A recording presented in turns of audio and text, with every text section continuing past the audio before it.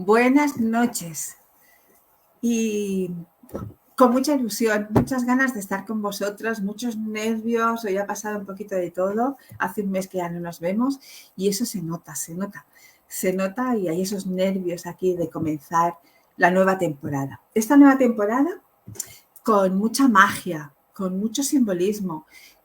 Para empezar la nueva temporada, pues eso, con la ayuda de todos los seres mágicos que nos acompañan. Esos encuentros mágicos que en un momento dado pueden pasar en cualquier sitio, puede ser en esos lugares que habéis estado de vacaciones, que seguro que habéis encontrado cosas muy mágicas.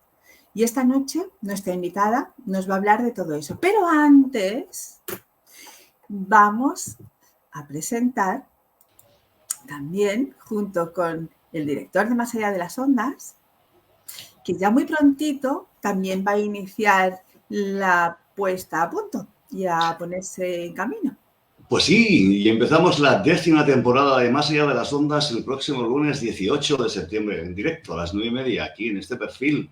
Ana, y en YouTube también, como estáis emitiendo vosotros. Así que volvemos con muchas fuerzas. 10 años cumpliremos esta próxima temporada. Así 10 años.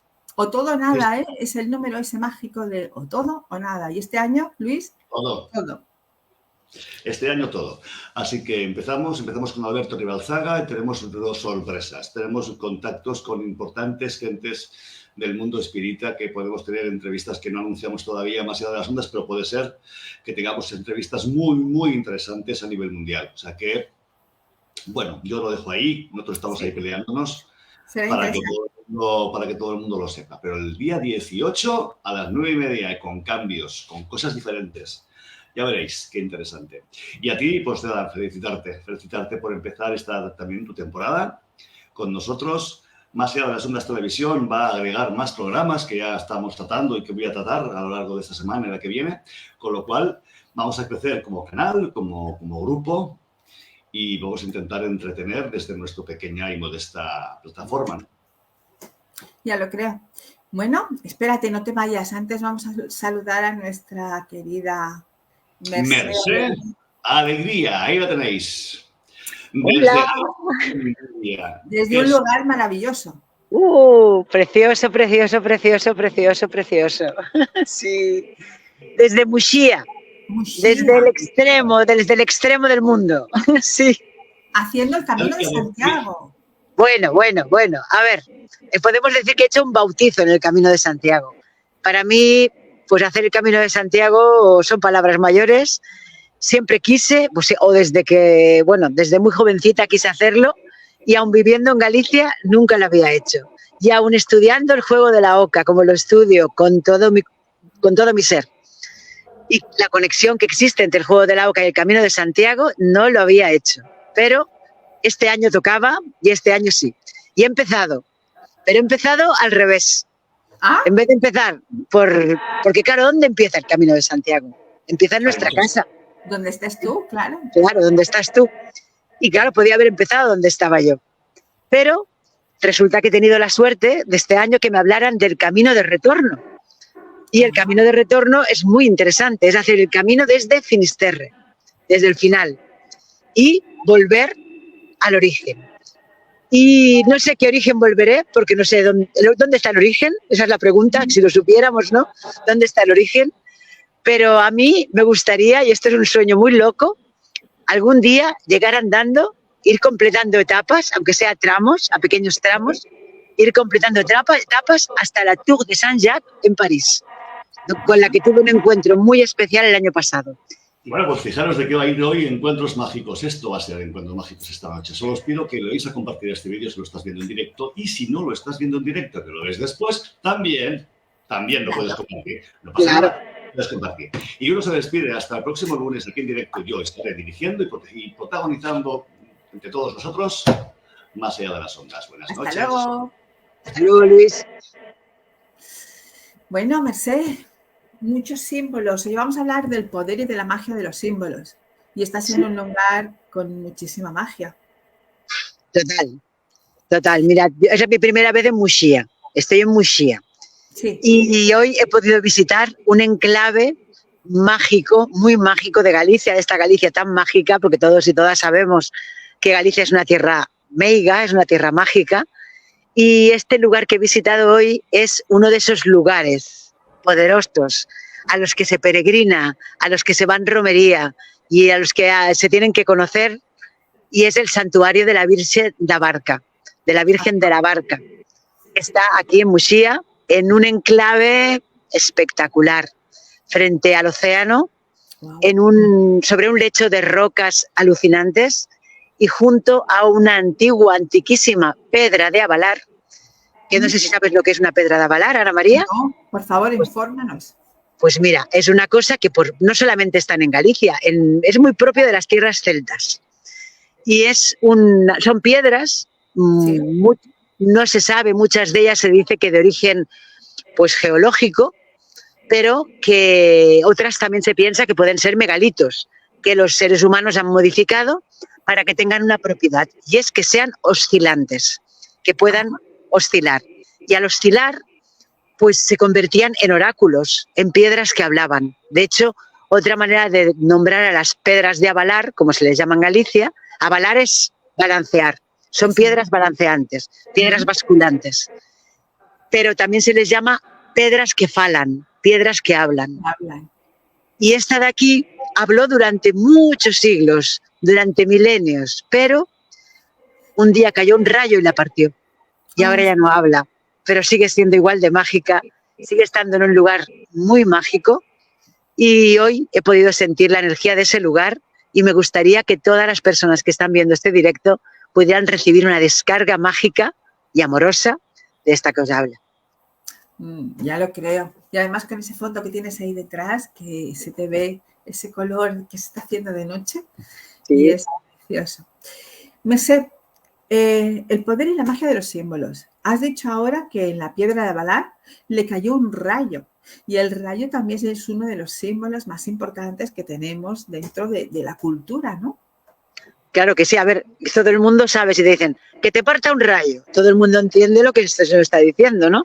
Que de alguna manera el rayo nos va a transformar, porque cuando un rayo impacta, crea una transformación, actúa, es el cielo llegando a la tierra y transformando lo que hay.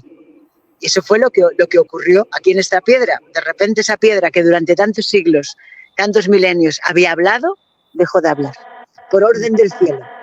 Por orden del cielo. Por orden del cielo. Y sabemos cuando cae un rayo del cielo que es algo que viene de arriba. Y arriba es un símbolo, igual que es un símbolo abajo. Todo es simbólico. Todo, absolutamente todo es simbólico. En la vida todo puede ser simbólico, ¿no? En cierta manera. Desde luego.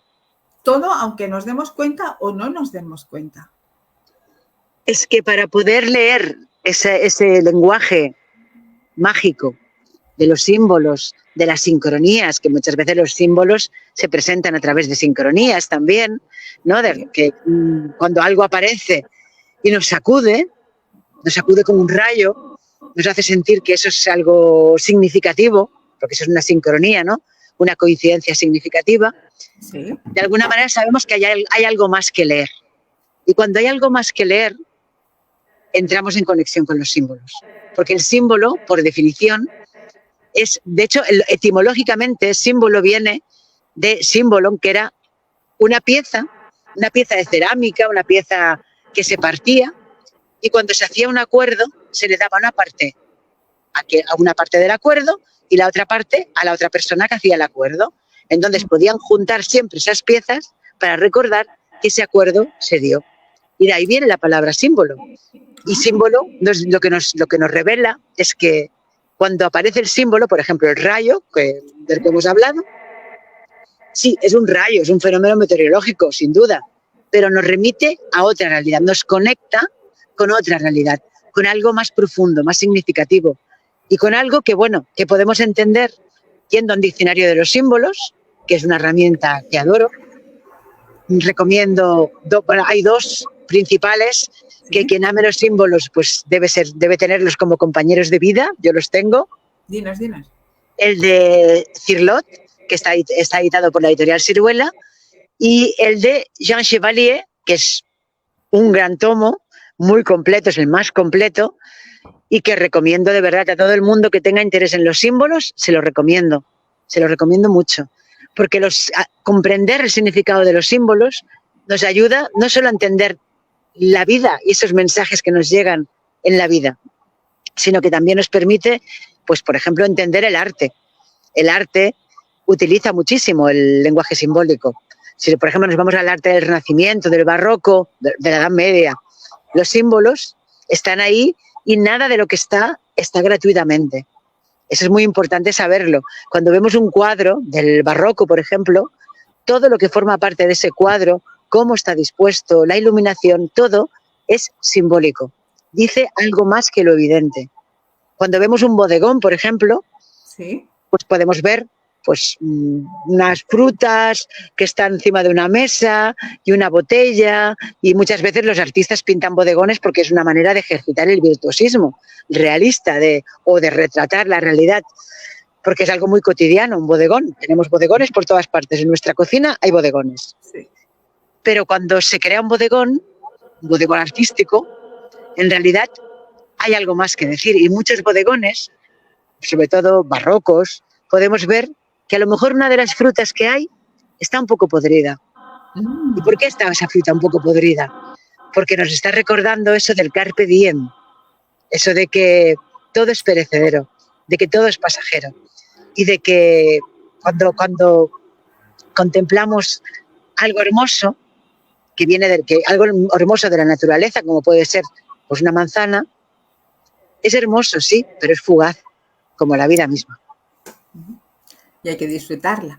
Hablas del color, el color en por ejemplo, en las iglesias, ¿no? En las iglesias todos esos vitrales que hay, esos colores, de alguna manera nos están llevando a algún lugar, nos están dando unos símbolos. ¿Y esos símbolos los entendemos de alguna manera, de forma inconsciente, Mercè? A ver, sí, la respuesta es sí. Aunque no los comprendamos a lo mejor, yo creo que la clave es cuanto más presentes estamos y más abiertos estamos, cuando nos detenemos delante del símbolo y reconocemos que ahí hay un mensaje que descifrar, entonces podemos comprender, porque los símbolos se comprenden con nuestro hemisferio derecho. El hemisferio derecho cerebral es el hemisferio simbólico y el hemisferio izquierdo es el racional. ¿Qué ocurre? Que cuando somos niños el hemisferio simbólico está muy despierto, pero a medida que vamos creciendo, vamos educándonos en el hemisferio izquierdo, vamos haciéndonos más racionales, y entonces todo tiene que tener una explicación. Y un rayo que cae es simplemente un fenómeno meteorológico que tiene una explicación racional. Ya. Sin embargo, el hemisferio derecho, si se lo permitimos, entiende otras cosas. Y esas cosas que puede entender nuestro hemisferio derecho, que está ahí, a lo mejor un poco dormido, a lo mejor un poco atrofiado por desuso, pero está ahí. Nos permite comprender. Y lo más importante del símbolo no es lo que nos dice el diccionario de los símbolos, sino lo que sentimos dentro. Sí. Lo que sentimos dentro cuando el rayo impacta en nosotros, cuando el símbolo impacta en nosotros. Esa luz que nos viene y que de repente nos revela, porque a lo mejor sí hay algo del significado simbólico general que podríamos todos comprender, pero también se entremezcla algo de personal en nuestra interpretación y a la vez también se conecta con ese inconsciente colectivo al que todos tenemos acceso de forma natural, porque manejarnos en el universo simbólico es algo muy, pero que muy natural. Y nuestros antepasados de la prehistoria, que pues no tenían tan desarrollada la parte racional como la puede tener un habitante del siglo XXI, pues esos habitantes de la prehistoria funcionaban mucho más con este hemisferio derecho y por lo tanto estaban mucho más preparados para entender lo simbólico. Y pues esas pinturas que vemos en las cuevas, por ejemplo, eso que nos han contado, ¿no? Que por ejemplo cuando se pinta un bisonte o se pinta una escena de caza, lo hacían para asegurarse que iban a tener una buena caza. Representaban dentro de la cueva, que la cueva es un lugar sagrado, las cuevas fueron los templos primigenios, las cuevas, los bosques, sí, los espacios naturales, o estas piedras que se formaron quizás de forma por la evolución geológica, pero que Lógicamente, si hay una piedra que balancea, a los humanos nos llama la atención y vamos a ella y la consideramos sagrada porque es una piedra que se mueve, no como las otras, que está quieta. Y ahí comprendemos que hay algo más. Y cuando comprendemos que hay algo más y nos abrimos a recibir eso que nos quiere transmitir, ese evento, esa circunstancia, ese símbolo, entonces podemos comprender cosas muy íntimas de nosotros mismos, pero muy íntimas y que nos pueden incluso transformar la vida. Uh-huh. Antes has hablado de la Virgen de la Barca. Sí. De cierta manera hay un símbolo que es Yemanyá, que habla, sería un poquito Yemanyá, esa... Bueno, mira, hoy una amiga bruja, una amiga amiga de aquí de Galicia, mi querida Estrella, que sabe muchas cosas. Ella es sacerdotisa celta y sabe mucho de magia celta y también sabe mucho de la magia popular gallega, porque tuvo buenas maestras. Queremos entrevistar a esta mujer. Vale. Claro. Vale. Pues mira, mañana seguramente voy a comer con ella, ya se lo voy a decir. Por favor. Sí. Dime. Pues ella, que para mí sobre todo sabe muchas cosas y me ha enseñado muchas cosas, pero para mí lo principal en ella y en cualquier persona es que tiene un gran corazón. Es una persona de gran corazón, es un gran apoyo para mí. Disculpad, que tengo la voz un poco tomada de los cambios de temperatura de estos días y de estar tomando mucho sol y luego te viene un poco de frío. Pero bueno, la iré aclarando para que se escuche alta y clara. Pues Estrella me ha contado que este santuario que está aquí en este enclave, a ver, cuando llegas al enclave, pues lo primero que puedes entender es que el enclave y la roca esta oscilante estaba antes que el santuario. Claro. Como en tantos otros lugares donde se construyeron santuarios e iglesias para seguir honrando o simplemente para poder acoger una espiritualidad primitiva que honraba estos lugares. Y Galicia, como todas las tierras celtas, es un lugar donde se honraba a las piedras, se honraba a los árboles, se honraba a las montañas, a los elementos de la naturaleza, a las aguas, a los manantiales, todos los elementos de la naturaleza que son pues los templos de la cultura celta, pues aquí también son muy honrados, pero claro, hubo una evolución espiritual del territorio y llegó el cristianismo. Y aunque le costó lo suyo, porque Galicia fue uno de esos, todas las tierras celtas se resistieron bastante a la cristianización, sí. Pero Galicia una de ellas. Y no les quedó más remedio que incorporar esta espiritualidad primigenia en la espiritualidad que emergía. Y por lo tanto se construyeron santuarios en esos lugares que ya eran lugares de culto. Y lo que me ha contado Estrella es que en este lugar había un culto a las aguas, lógicamente. Es un santuario pétreo, son rocas y rocas y rocas al lado del océano. Un lugar perfecto para contemplar la puesta de sol, que otro momento simbólico. Claro. Y contemplar la puesta de sol en el océano, en este territorio en el que estoy, es lo que motivó a los peregrinos a venir a estas tierras. Antes de que hubiera un apóstol que estaba enterrado en Santiago. Antes de eso, ya se peregrinaba aquí. De hecho, se considera que el Camino de Santiago existe desde tiempos muy remotos. Y ya Aristóteles hablaba de un camino a Galicia, en el cual se tenía la obligación de ser hospitalarios con los peregrinos y de protegerlos.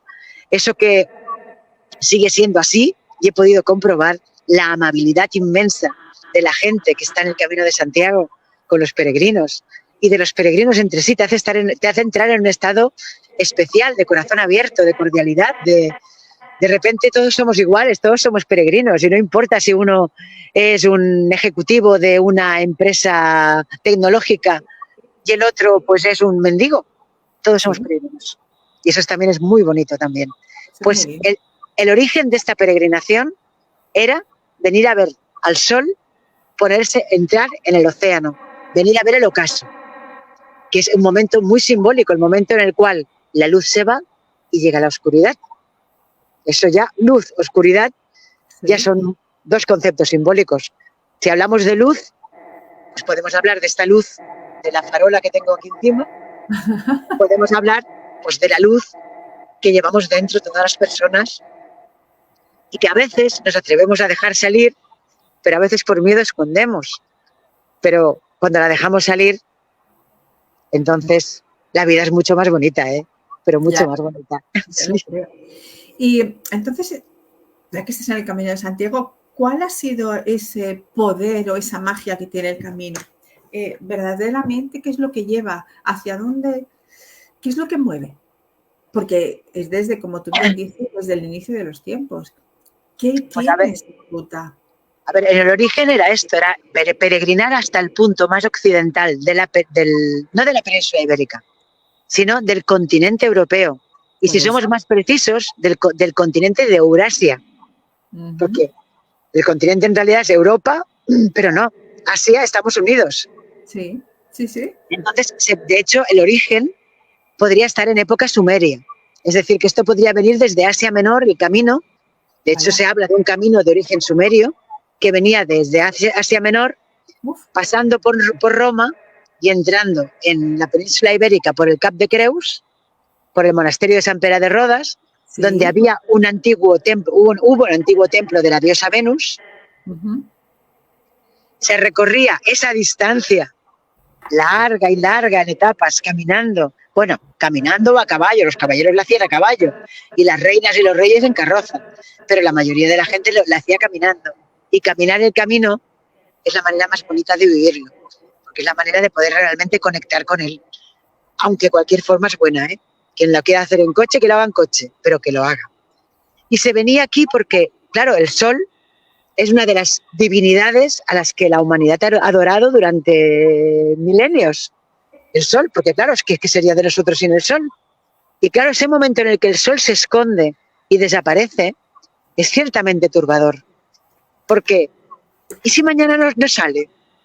Y claro, se lo consideraba un dios poderoso, que luego ya no era solamente el sol, sino que esos dioses empezaron a tener personalidad. Y, por ejemplo, pues estaba el dios Júpiter que lanzaba rayos. Lo digo por lo de antes, del rayo, ¿no? Y los rayos eran enviados de Júpiter. Eran Júpiter quien los mandaba. Pero antes de Júpiter se adoraba a las fuerzas de la naturaleza, a la tierra, al sol, al agua. Y luego todo eso fue tomando nombres de dioses y de diosas. Al sol se le llamó Ra, se le llamó de muchas maneras, pero era al sol al que se buscaba en este camino.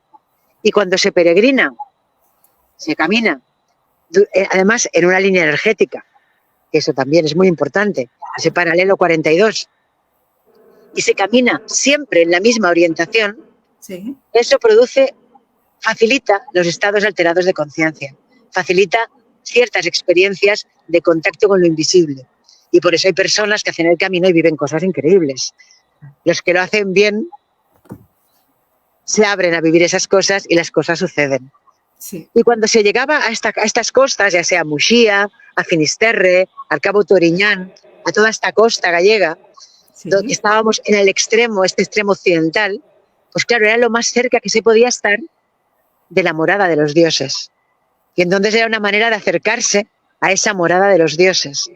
Y a la vez también el hecho del culto al ocaso, el culto a ese momento reverente en el cual el sol se hunde en el océano, además espectacular, creando unos cromatismos fascinantes y maravillosos que nos conmueven, que nos pueden hacer sentir algo muy profundo. En ese momento también estábamos asistiendo a un momento de muerte, pero una muerte que al día siguiente iba a tener una resurrección. Y el Camino de Santiago también es una manera de caminarlo, de verdad, de ir a buscar una muerte iniciática, una transformación. Porque quien hace el Camino de Santiago, si lo hace como hay que hacerlo, cuando vuelva a su casa ya no es la misma persona, ya no puede ser la misma persona. Se despoja de un montón de cosas que van a ser transformadas y te inicias a esa nueva vida, ¿no? Sí, mira, un símbolo del Camino de Santiago, la mochila.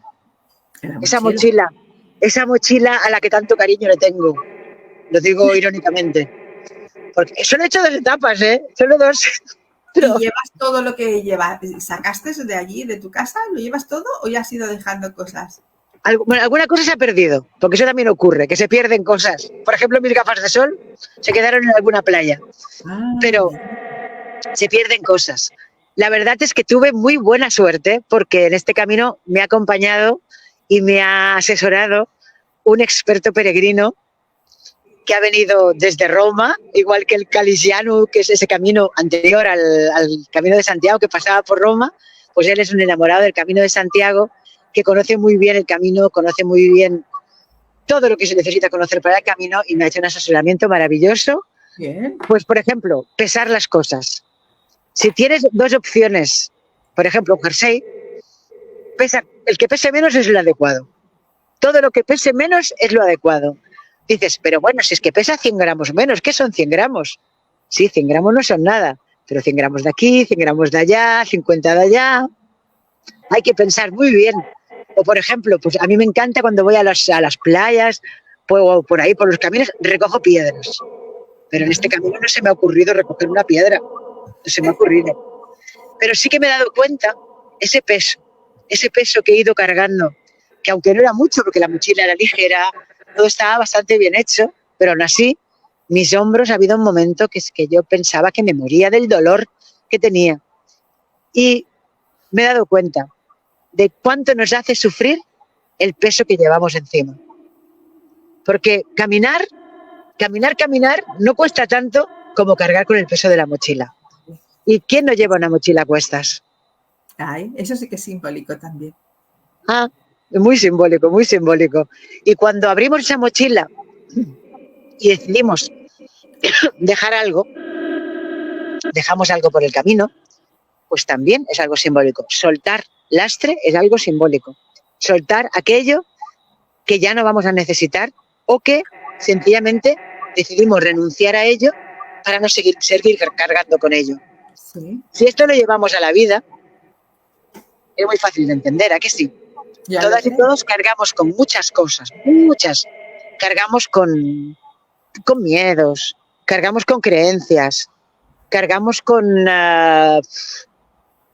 tantas cosas que lo que hacen es ralentizarnos el paso en la vida, que cuando somos capaces de soltar todo y transformarnos en ese loco del tarot que viaja tan ligero de equipaje y con el pecho abierto a la vida, entonces descubrimos el verdadero significado, el verdadero sabor del camino.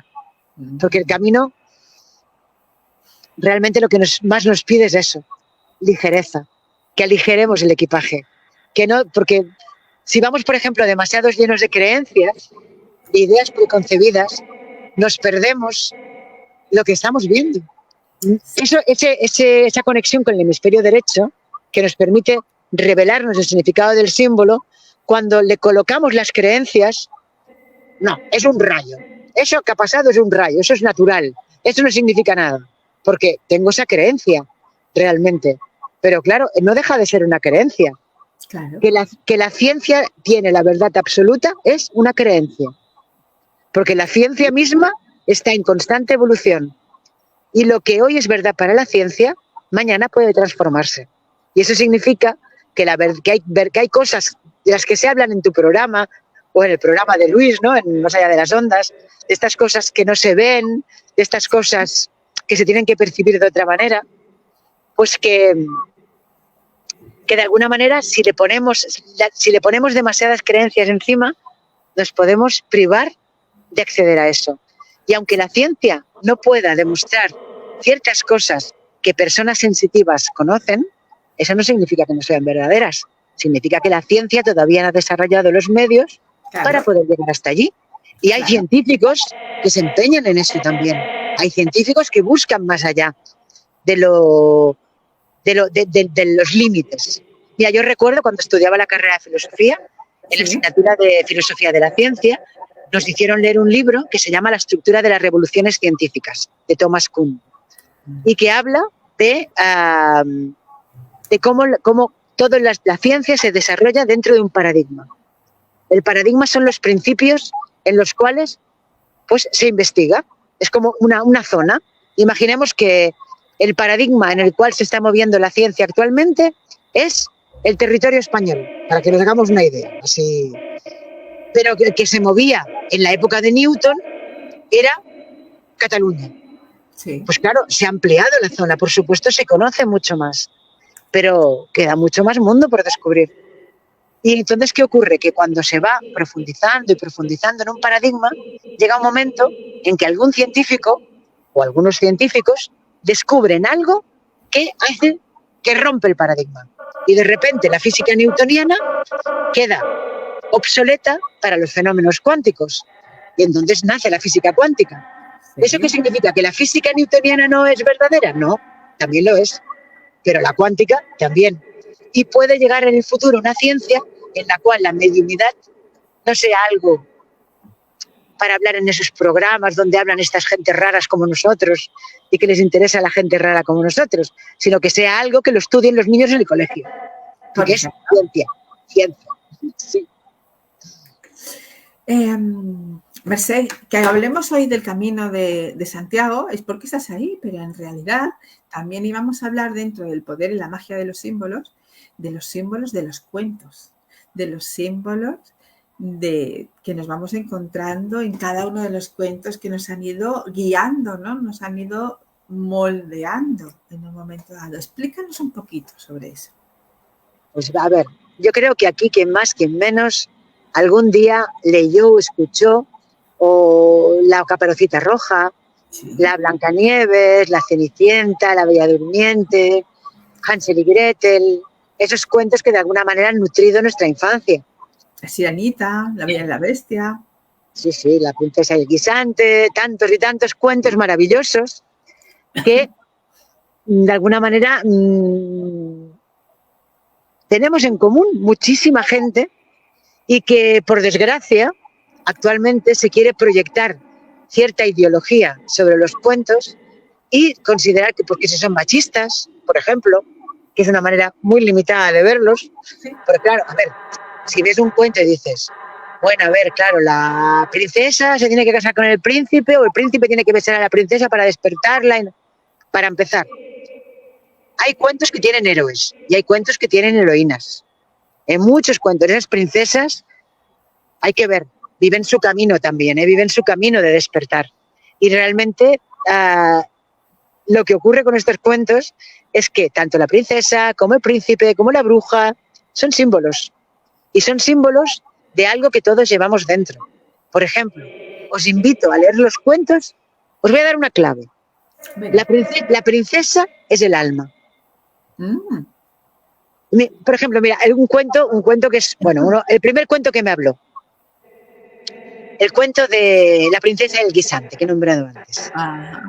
Es un cuento que recogió de la tradición nórdica Hans Christian Andersen, y en el cual hay una princesa, el alma, el alma, pensad que es el alma, y el príncipe es este personaje que junto al alma experimenta la vida, porque somos el alma, pero también somos una mente, unas emociones, ¿no? Somos algo complejo, pero el alma está ahí. En el cuento de la princesa y el guisante, el alma, la princesa, llama a la puerta. A ver, si puedo. ¿Se escuchó? Llama a la puerta a la princesa. No se ha oído. Bueno, pues lo he intentado. Lo he intentado que se oiga. Toc, toc. Pues bueno. Toc, toc, toc. Toc, toc, toc. Llamo a la puerta. Y en ese castillo vivía un príncipe que había estado viajando por todo el mundo buscando a una princesa verdadera. A una princesa verdadera. Es decir, a su verdadera alma. Es la búsqueda del alma. Ese cuento habla del viaje de la búsqueda del alma. Se dice que el príncipe había estado en muchas cortes. Había conocido a princesas maravillosas. Unas eran muy bellas, otras muy virtuosas. Algunas tenían unos cabellos preciosos, otras eran muy elegantes, educadas. Algunas tocaban instrumentos musicales de forma admirable. Pero ninguna le pareció lo suficientemente verdadera. Y después de recorrer muchas y muchas cortes, decidió volver a su castillo, encerrarse en una torre y aislarse del mundo. Noche oscura del alma. Noche oscura del alma. ¿Vale?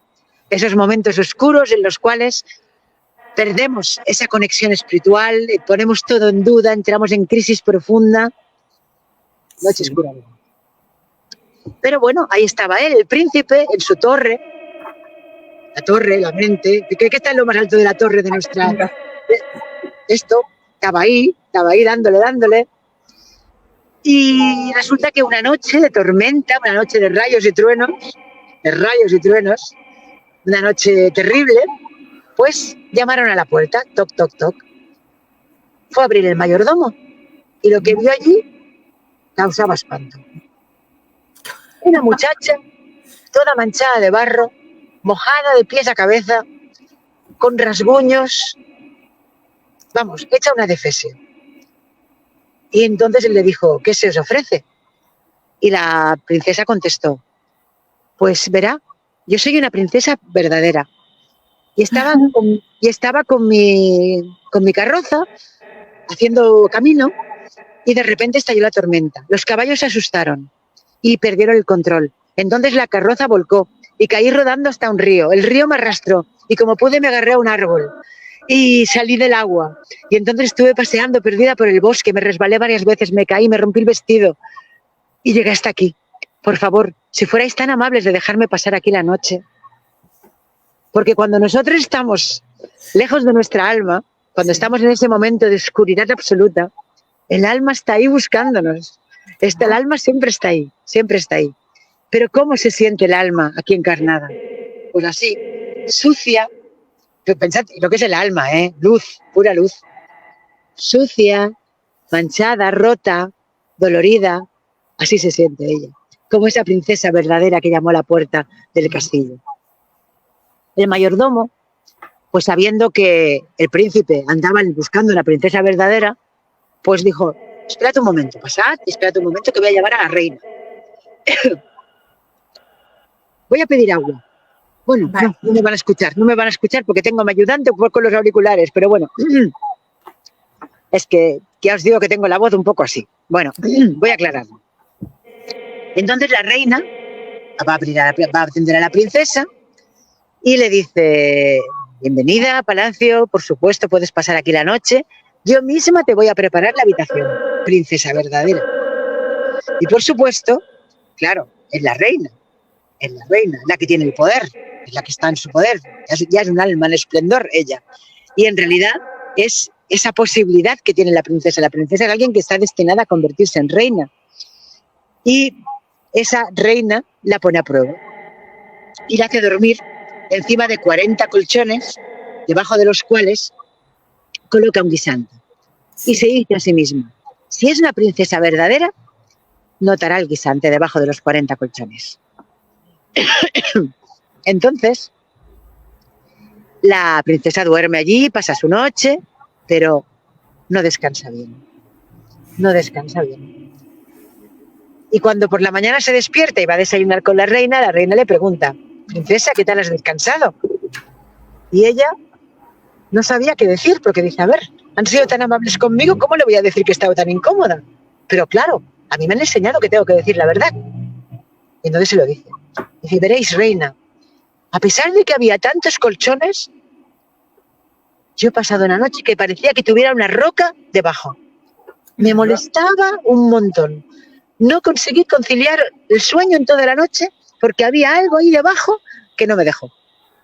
Y eso fue suficiente para que la reina supiera que aquella era una princesa verdadera. Inmediatamente mandó llamar a su hijo y cuando él la vio, inmediatamente reconoció a esa princesa verdadera que había estado buscando por el mundo. Y claro, ese fue el error del príncipe, porque al alma no la encontramos fuera, la encontramos en nuestro propio castillo. Está dentro de nosotros, está ahí esperando que la veamos, que la reconozcamos. Pero el alma pasa sus pruebas. De hecho, 40 colchones, el número 40 es un número simbólico. Es el símbolo, un número que a nivel simbólico significa pasar una prueba. Entonces ahí sabemos que la princesa, durmiendo encima de los 40 colchones, está pasando una prueba. Los 40 nos lo dicen. Y ese guisante simboliza ese trabajo que tiene que hacer el alma, que es hacer consciente hasta el último detalle, poner luz hasta en lo más pequeño, para que nada pase, porque dicen que el diablo habita en los detalles. Y si pasamos por alto hoy un guisante, mañana pasaremos por alto un melón.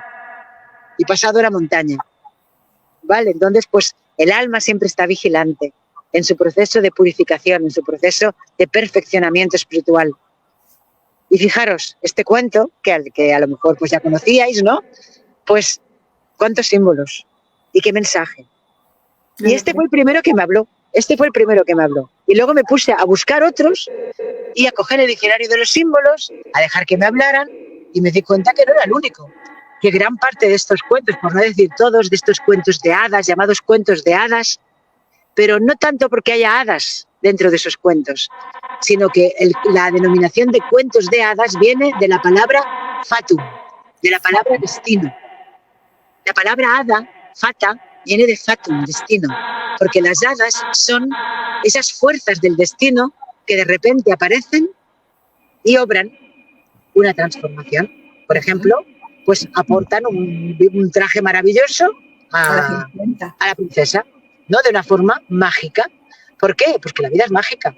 La vida es mágica. Pero solamente nos llega aquello que por destino nos tiene que llegar en ese camino del alma que todos hemos venido a recorrer y del cual vivimos distraídos porque tenemos tantas cosas que atender que ¿quién se acuerda del alma? Ay, y está ahí siempre. Y yo sé, Mercè, que vas a hacer un taller que se llama Sálvate tú. Y en ese taller vas a hablar de toda esta simbología.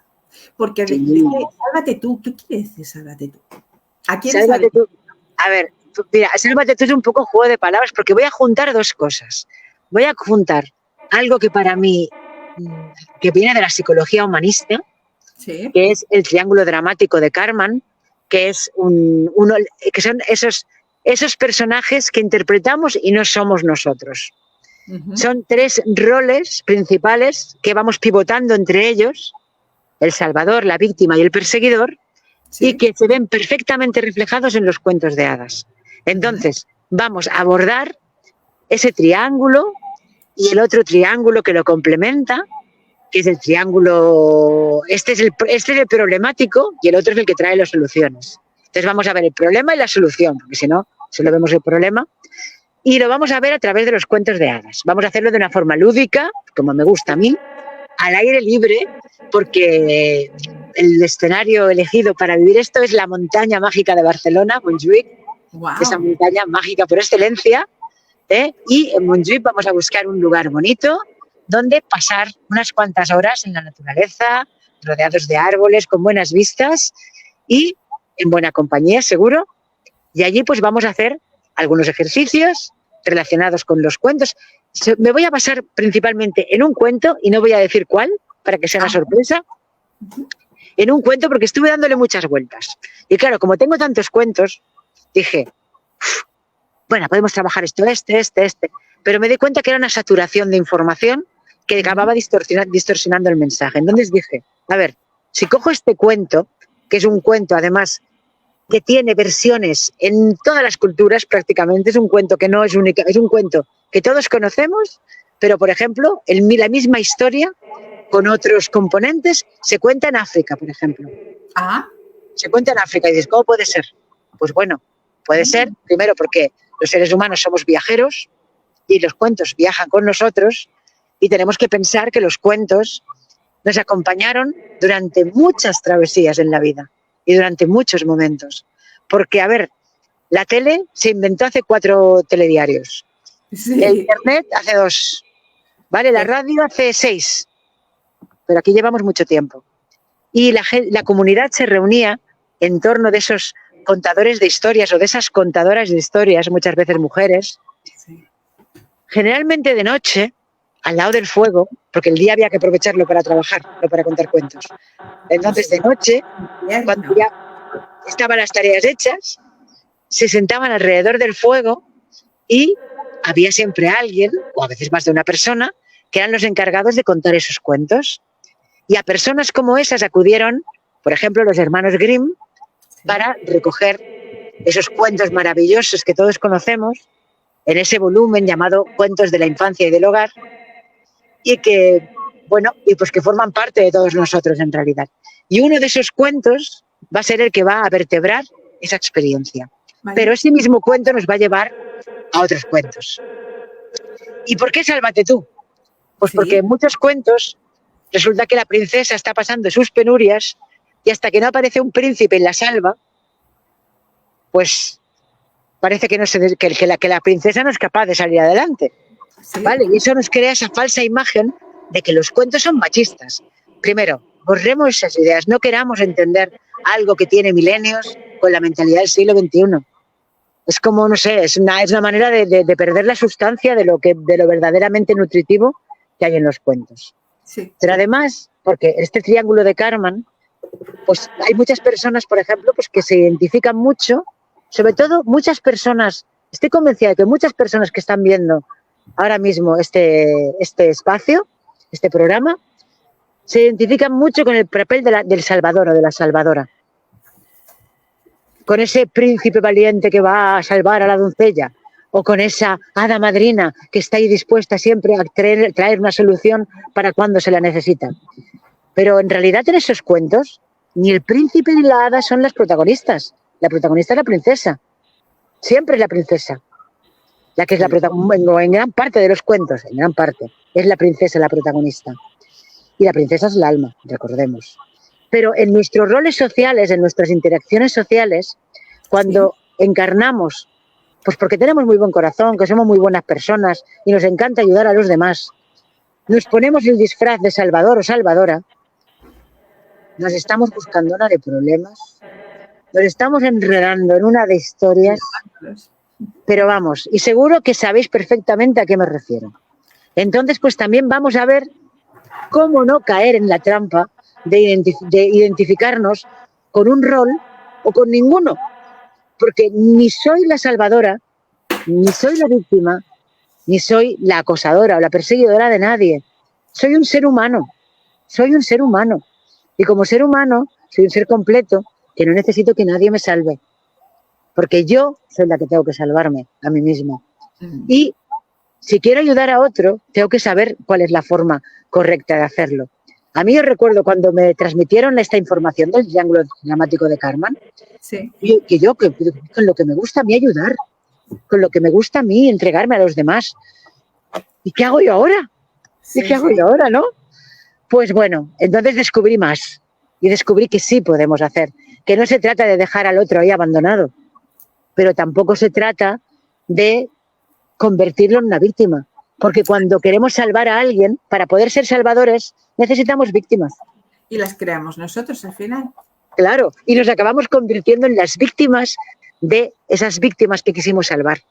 Y entonces, cuando ya no lo soportamos más, nos transformamos en esos acosadores que decimos, déjame en paz, no me llames más por teléfono, es que me tienes a una hora al teléfono todos los días contándome los mismos problemas. Ya, pero es que estuvimos ahí durante días, semanas y años escuchando ese rollo que nos estaban contando por teléfono todos los días y nos creíamos muy buenas y muy buenos por estar haciendo el bien de escuchar a otro. Pero en realidad vemos que esa persona se queda ahí y no hace más que eso y entonces la perpetuamos como víctima y al final nos acabamos convirtiendo en víctimas de esa situación. Entonces, pues de una forma lúdica vamos a ejercitar cosas que nos van a ayudar a salir de ese rol de salvadores y vamos a empezar a salvarnos nosotros, a tomar la responsabilidad sobre ese propósito de alma que todos llevamos y que en realidad, sí, por supuesto, estar para los demás, claro, pero también tenemos que estar para nosotros, que somos los protagonistas de nuestro cuento. Sí. No nos olvidemos. Sí, señora. Wow, promete ser muy interesante, ver dónde estamos ahí y cómo echarnos una mano a nosotros mismos o echarnos el pelo para subir nosotros mismos a nuestro propio castillo y todo. Mira, ahí, en Rapunzel tienes un ejemplo clarísimo de eso, ¿no? De ella ahí allí esperando que vengan a sacarla de la torre en la que está encerrada, ¿no? Pues bueno, a ver, cuando la princesa está encerrada en una torre, es que el alma está prisionera de la mente. Claro. Las torres son muy, por ejemplo, en la Bella Durmiente también, la Bella Durmiente cuando se queda sola el día que cumple los 15 años, que es el día que habían vaticinado que iba a morir, extrañamente los padres se van ese día, que es una cosa rara, ¿no? Porque se han dicho que es el cumpleaños de tu hija, la princesa, y encima te han dicho que ese día corre el riesgo de morir, por mucho que hayas quemado todos los usos del reino, oye, no sé, celebra el cumpleaños de la princesa, pero no, los reyes se van. Cuando ocurren cosas raras en los cuentos, eso es importante, ¿eh? Porque en los cuentos ocurren muchas cosas raras que no tienen ni pies ni cabeza, ¿vale? No busquemos la lógica de los cuentos, por favor. No. Pues, ¿qué hace la princesa? Pues mirad, se va a explorar todas aquellas partes, aquellas habitaciones prohibidas, aquellos lugares secretos, y llega a la torre, y sube la torre por una escalera de caracol. La escalera, la espiral, la escalera que asciende, la evolución, el alma va a evolucionar. Y entonces, ¿qué ocurre? Que allí se encuentra, pues, a esa bruja, que en realidad no era la bruja, era un hada, ¿eh? Era una de las 13 hadas del reino. Y se la encuentra allí que está hilando.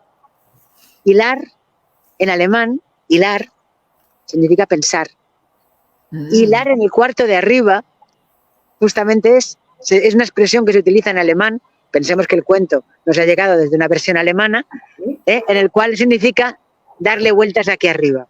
Entonces, normal, es cuando ella accede a su parte más racional.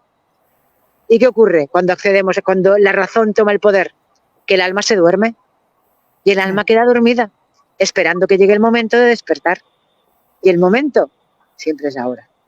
Siempre. Y a través del amor. Y a través del amor. Justamente en este cuento es a través del amor. Pero es que este príncipe que la despierta, me encanta ese momento, porque claro, ha habido muchos príncipes que la han querido despertar antes. Porque el legendario reino de la princesa dormida, que está todo cubierto de zarcos. Pero se quedaron todos atrapados ahí. Porque a veces no es la primera tentativa, ni la segunda, ni la tercera. Tenemos que insistir. Y cada príncipe es una tentativa. Cada príncipe es un grado evolutivo. Quizás cada príncipe es una de nuestras encarnaciones, en las cuales hemos ido evolucionando. Pero cuando llega la encarnación justa y el momento justo, entonces ocurre el milagro. Y el milagro empieza con una frase muy interesante que dice el príncipe, que no habla mucho, porque os digo que los príncipes en la mayoría de los cuentos tienen papeles secundarios, sí, aunque despierten princesas. Dice, cuando le pregunta a un hombre, bueno, ¿dónde está el castillo y tal? Y le dice, no vayas, que muchos han muerto ahí, está lleno de zarzas, te quedarás atrapado. Y él le contesta, no tengo miedo. Qué importante es, no tengo miedo, porque el miedo no ayuda a que el alma despierte. El miedo ayuda a que el alma permanezca dormida. Y entonces, como no tiene miedo, va, aún le da igual que hayan matado a los que hayan matado antes esas zarzas. Él va allí y en ese momento se produce la magia. Y las zarzas se transforman en rosas, se abren, le dejan pasar, ya no hay adversario, porque es el momento justo. Y estamos en un momento, todas y todos, altamente evolutivo.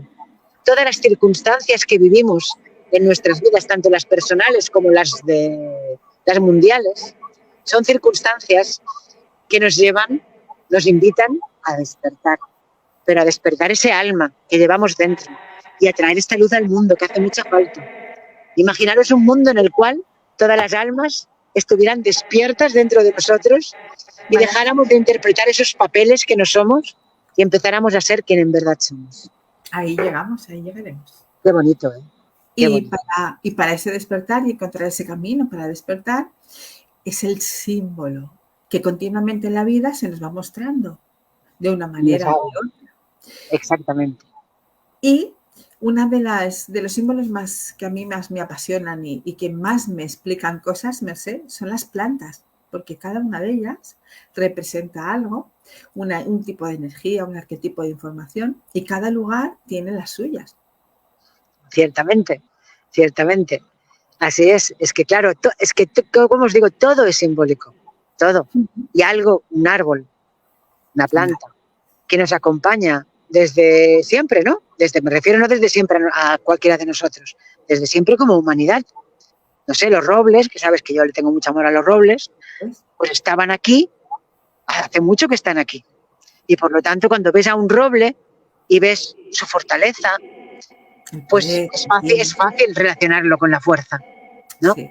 Y también fue fácil para los antiguos, pues dedicar ese árbol a Júpiter, ¿no? Al dios más poderoso, Más y que fuera un grande. árbol muy poderoso. ¿Pero por qué?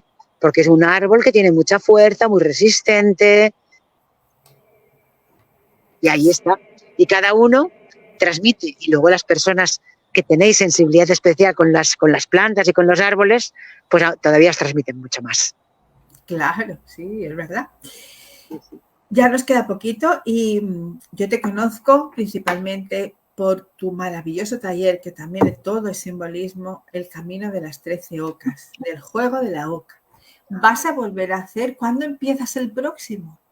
Bueno, mira, hoy todavía estamos en camino, estoy acompañando el 9º camino de las 13 ocas, que para mí ha sido un camino que se ha entrelazado con el Camino de Santiago muchísimo, ha habido mucha presencia simbólica del Camino de Santiago en este camino, y el próximo será el 10, que suma 1, es el nuevo inicio.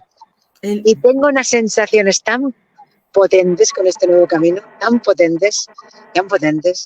Aparte que, claro, que después de acompañar nuevos caminos he descubierto muchas cosas. Bueno, de hecho no dejo de descubrir cosas. Constantemente estoy aprendiendo, constantemente. Mira, una cosa que he aprendido en Finisterre, porque el martes estuve dando una charla en Finisterre sobre el juego de la oca, en un espacio maravilloso, con una gente maravillosa, la gente justamente que promueve el camino de retorno, este camino en el que estoy, que solo he empezado con 2 etapas, que es el camino de volver al lugar del que partimos, con todo, integrando todas las vivencias que llevamos. Y pues ellos saben mucho también, llevan mucho tiempo, mucho contacto con peregrinos, y me han contado cosas que estoy deseando seguir investigando. Pero una cosa que me contaron, ya justamente pues a Ibai, que es uno de las 2 personas responsables de que haya dado esta charla allí, que me haya abierto las puertas de su espacio, el espacio de la Asociación Enredando de Finisterre, pues lo primero que la conocí a ella en el espacio, pero luego cuando íbamos a ver la puesta de sol a Mar de Fora, que es la playa a la que van todos los peregrinos a ver la puesta de sol, ese momento sagrado, pues ahí nos cruzamos y él iba con una brújula en la mano, porque está estudiando el movimiento del sol. ¿Y por qué está estudiando el movimiento del sol? Pues veréis. Resulta que el Camino de Santiago discurre por el paralelo 42. Sí. Y en el paralelo 42, el sol, entre los equinoccios y los solsticios, se mueve exactamente 64 grados. Ahí va. Como 64 casillas tiene el juego de la oca.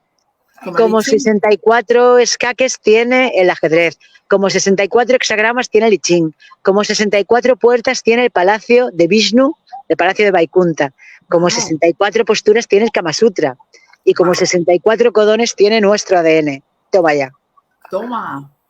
Pues imaginaros, ese 64 tan sagrado, que por cierto, 6 y 4 suman 10, que suma 1, ese 64 sagrado y maravilloso y que está presente en muchas culturas, hasta en nuestro ADN, pues tiene que ver con el Camino de Santiago por esos 64 grados.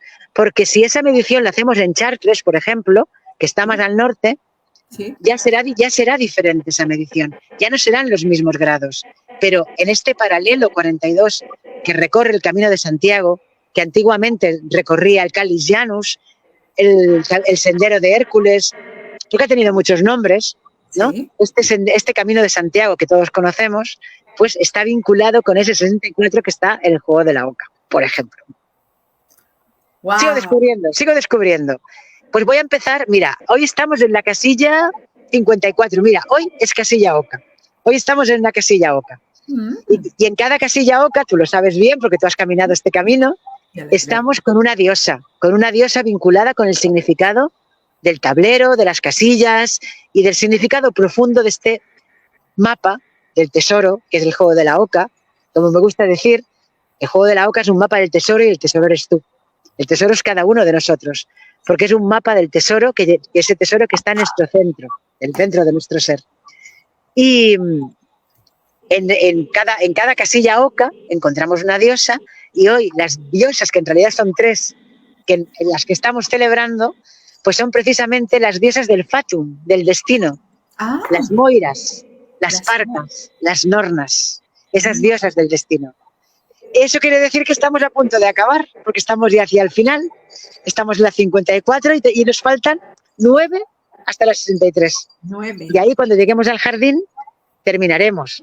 Aunque todas las personas que hacen el camino de las 13 ocas una vez están invitadas de por vida a repetirlo las veces que quieran mientras esté aquí yo en este plano y pueda hacerlo. Y exista internet y WhatsApp y todas estas cosas y YouTube y todo esto que utilizamos.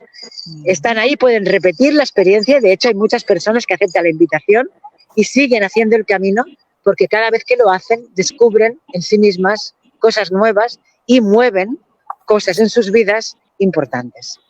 ¿Y el próximo cuándo empieza? Pues me tomo un descansito, que es el que me suelo tomar, y empieza el 20 de octubre. Pero no empieza el 20 de octubre porque a mí me guste la fecha, no.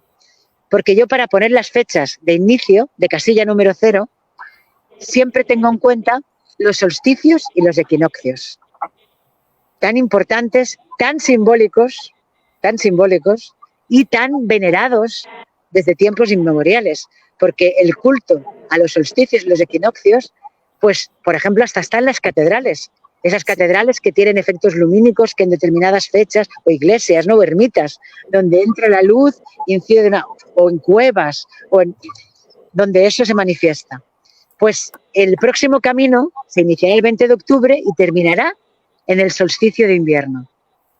Y es una manera maravillosa de terminar el año y prepararnos para ese nuevo ciclo que empieza cada vez que empieza el año. Así que si me estás escuchando y tienes ganas de saber más sobre el juego de la oca, pero sobre todo, si quieres vivirlo, si quieres vivir ese proceso alquímico que tiene mucho que ver con los ritos iniciáticos, ritos de transformación, pues el día 20 empezamos, nuevo camino. Yo lo recomiendo porque ha sido una experiencia maravillosa. Además te conocí a ti, que eres una persona maravillosa. ¿Qué más se puede pedir? Aquí tenéis el teléfono de Mercè Alegría, el 626-012-986. La podéis encontrar en Instagram, Mercè Alegría. En Facebook también, ¿verdad? Sí, también en Facebook, en TikTok, que no estoy muy activa últimamente, tengo que ponerme las pilas. En TikTok también, todo, Mercè Alegría, menos en mi canal de YouTube, que se llama El Jardín de la Oca. El Jardín de la Oca. Por cierto, el libro, ¿cuándo sale el libro?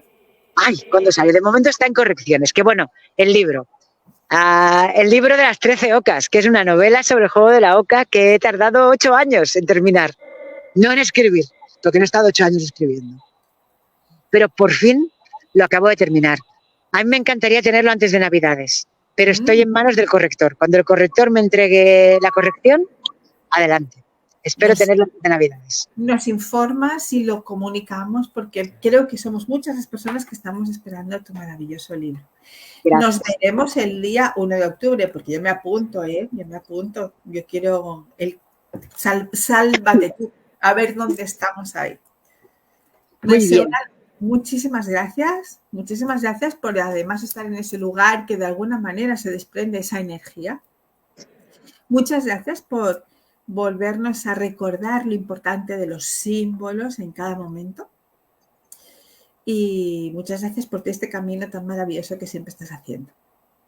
Pues gracias a ti por abrirme siempre las puertas de tu casa, este espacio, con tanto amor.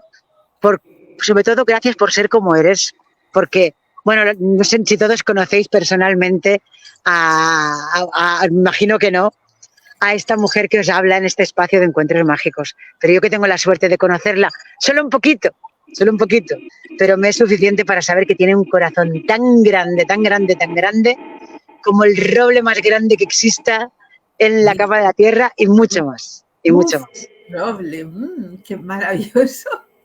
Muchas gracias, Mercè. Gracias. Mira que tengo aquí una bendición sonora para todas y todos desde Musía. Cascabelitos para que los bendigan y para que todos nuestros caminos estén siempre protegidos y bendecidos y que cada paso que demos sea un paso que nos acerque cada vez más a nuestra verdad, a nuestra alma. A nosotros mismos. Muchas gracias y como bien nos ha dicho Mercè, que cada vez estemos más conectados con esa, nuestra alma. Gracias. Y bueno, nos vemos el lunes. Como ya lo hemos visto antes, nos vemos el lunes en Más allá de las ondas, o sea que me seguiréis viendo. Y a Mercè, el día 1 de octubre, veniros para aquí, que estaremos en Barcelona, en Montjuïc, que nos va a decir también qué significa ese nombre, que también tiene un simbolismo muy importante.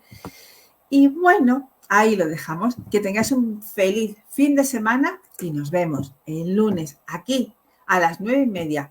Y ya sabéis, si os ha gustado, compartirlo por las redes, que corra muchísimo, que Mercè tiene mucho para dar y un corazón gigante. Hasta luego. Buenas noches. Buenas noches.